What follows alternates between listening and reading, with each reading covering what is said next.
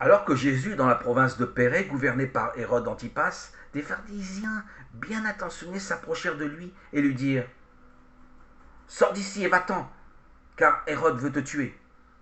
La désinvolture de sa réponse témoigne et de son courage et de son indépendance face au pouvoir. Il se moque d'Hérode, car la mission qu'il tient de Dieu sera accomplie, malgré ce roi fantoche et astucieux. Allez dire à ce renard: Voici, aujourd'hui et demain je chasse des démons et j'accomplis des guérisons. Et le troisième jour je suis consommé. Cependant, aujourd'hui et demain et le jour suivant je dois être en route, car il ne convient pas qu'un prophète périsse en dehors de Jérusalem. Luc 13, verset 32. Il donne comme sens premier à sa mission ces deux points: chasser les démons, guérir les malades.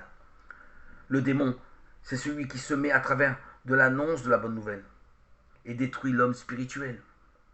Guérir les malades est aussi une de ses préoccupations essentielles, car la maladie et la mort sont les grandes préoccupations de l'homme. Pourquoi avoir créé un être intelligent qui souffre et se voit mourir? Les guérisons de Jésus affirment que Dieu ne veut pas le mal, même s'il existe momentanément pour l'homme. Sa venue, ses gestes d'amitié vis-à-vis des malades, son attention à leur égard, ses propres souffrances expliquent mieux ce mystère au cœur de l'homme que de longs discours. J'aime aussi cet être plein de la fougue de la jeunesse qui définit sa mission comme la marche du héros qui crie la vérité jusqu'à en mourir. Aujourd'hui et demain et le jour suivant, je dois être en route. Il sait où cette marche ardente le conduira, car il ne convient pas qu'un prophète périsse en dehors de Jérusalem. Jésus est pleinement conscient de sa mission.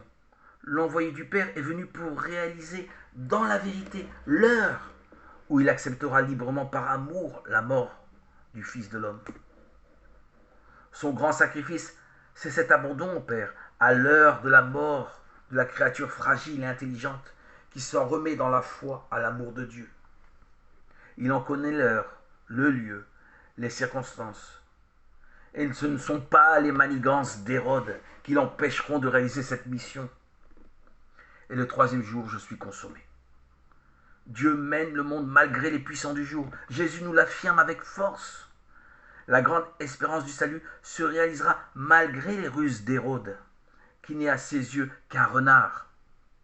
Face au pouvoir, il faut savoir dire et crier les droits de Dieu.